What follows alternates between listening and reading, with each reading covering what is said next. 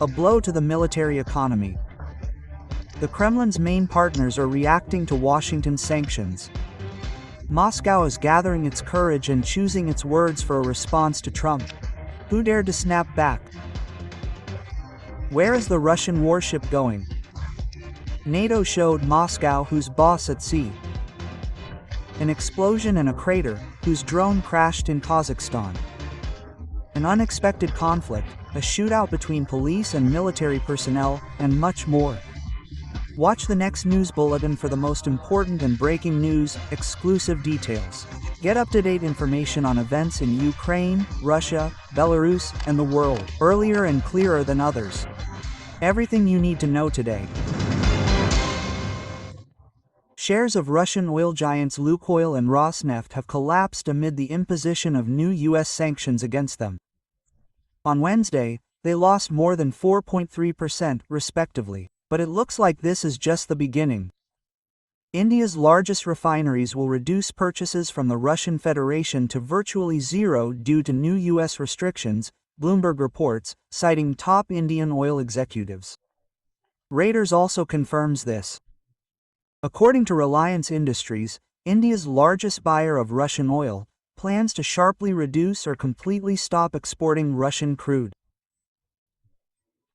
Several other major companies are renegotiating contracts, and China's state-owned oil companies are planning a similar move. According to Reuters, citing industry sources at PetroChina, Sina PC and several other Chinese buyers of Russian oil have decided to refrain from new deals, at least in the short term. Together, India and China consume 90% of Russia's seaborne oil exports. In October, this was approximately 3 million barrels per day.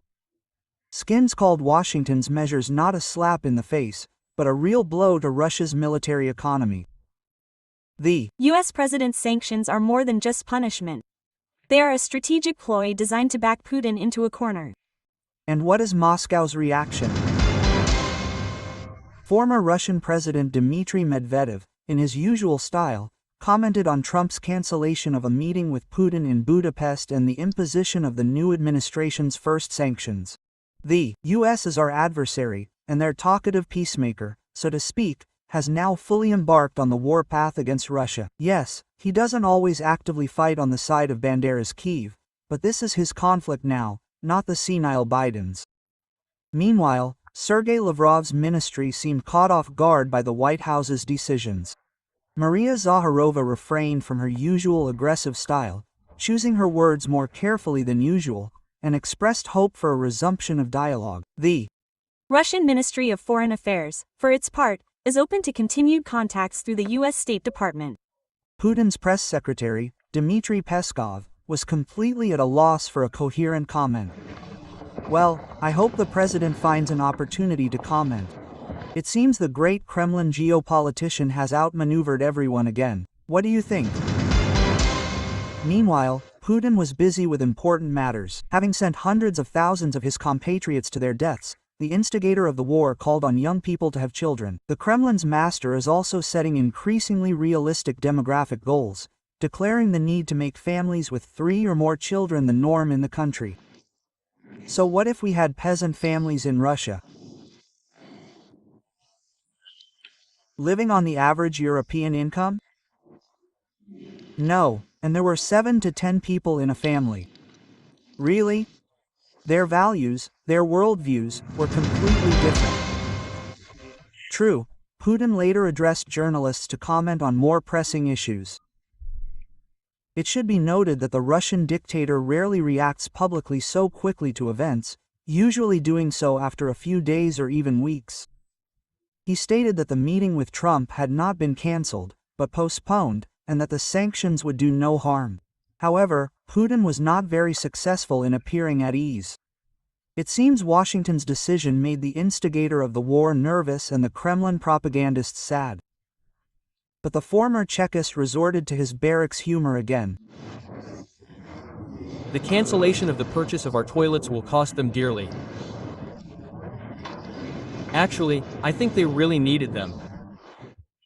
But the joke teller has moved on to threats. But if such weapons are used to strike Russian territory, the response will be very serious, if not stunning.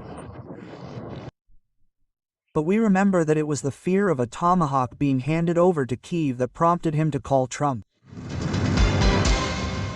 The North Atlantic Alliance is beginning to act more decisively in response to Russian provocations. For the first time in history, the British destroyer HMS Duncan intercepted and escorted a Russian warship on direct NATO orders.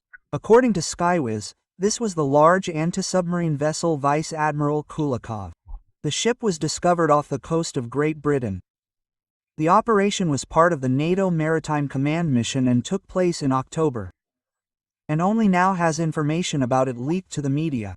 A British Isles submarine, along with allies from France and the Netherlands, monitored the Russian ship's movement from the North Sea through the English Channel to the island of Wesson. A Wildcat helicopter was scrambled to provide reconnaissance and visual surveillance. The Russian ship, Vice Admiral Kulikov, is an old but powerful Northern Fleet anti-submarine warfare vessel, armed with a Kinzhal missile system and two K-27 helicopters. In essence, NATO has sent a clear signal to Moscow. Uncontrolled prowling off the coasts of alliance countries is over. Dear subscribers, this appeal to you, because it is you who decide whether more people will know this news. Every subscription, every like, every repost, every comment longer than 6 words, and every video view to the end help promote our videos to hundreds of thousands of new users. This way, even more people will learn the truth, thanks to you.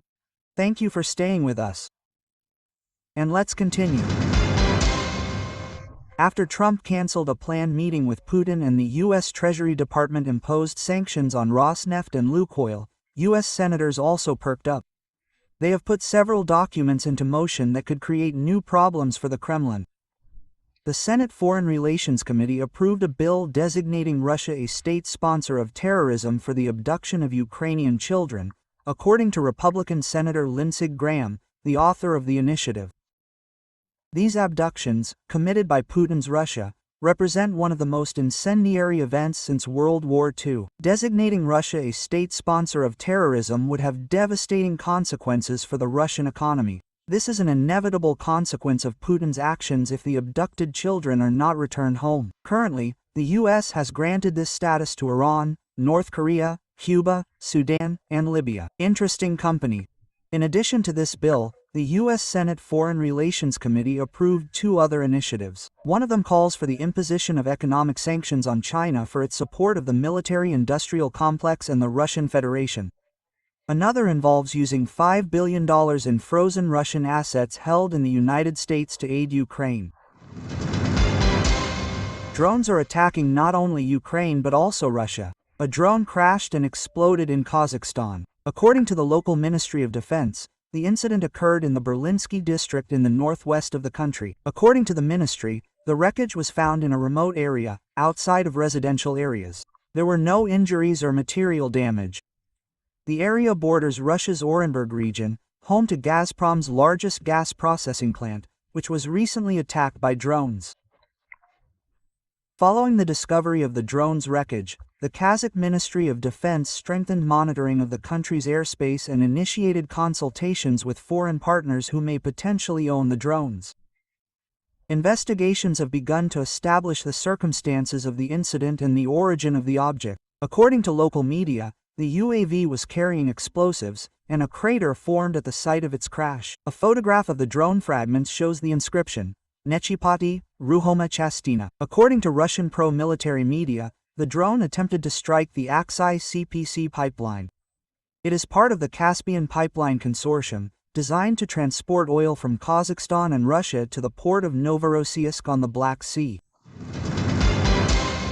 A shootout between police and military personnel occurred in Germany. This is not an attempted coup. In the Bavarian city of Erding, law enforcement officers opened fire on soldiers because they had not been informed of planned Bundeswehr exercises. In Feldiger, scheduled maneuvers were being conducted near Munich, practicing interaction with civilian services. The incident occurred after an emergency call from local residents. They reported armed men ransacking nearby barns. Police issued a high-level alert. The soldiers opened fire on the arriving police, who responded with their own weapons. the incident nearly ended tragically. One soldier was wounded in the face and airlifted to the hospital. The United States continues its war on drug trafficking, but for the first time, it has begun striking ships in the Pacific Ocean. This was announced by Pentagon Chief Pithexeth, who emphasized that the attack was carried out on the personal orders of President Donald Trump. The first ship, traveling along a known drug trafficking route, was sunk on October 21st. There were 2 people on board, both of whom were killed. The very next day, American forces destroyed another ship, killing 3 suspected narco-terrorists. According to Pithexeth, intelligence confirmed that both ships were carrying drugs. These attacks will continue day after day. These are not just drug traffickers, these are narco-terrorists, bringing death and destruction to our cities. These drug traffickers are the Al-Qaeda of our hemisphere, and they will not escape justice. We will find them and destroy them until the threat to the American people is completely eliminated. This is the first time such operations have been conducted in the Pacific Ocean. Previously, the Pentagon attacked drug cartel boats in the Caribbean, killing at least 3 people. This summer, Trump sent an entire flotilla and some 4,500 troops to the coast of Venezuela. However, now it's not just Venezuelan dictator Nicolas Maduro who needs to worry, but also the Colombian president, whom the US president has also accused. Thank you very much for watching. Please watch to the end, and thank you for your trust. I look forward to your detailed comments, likes, and shares. It's important that we grow. Have a wonderful and productive day. That's all for now. Until next time, and good news to you.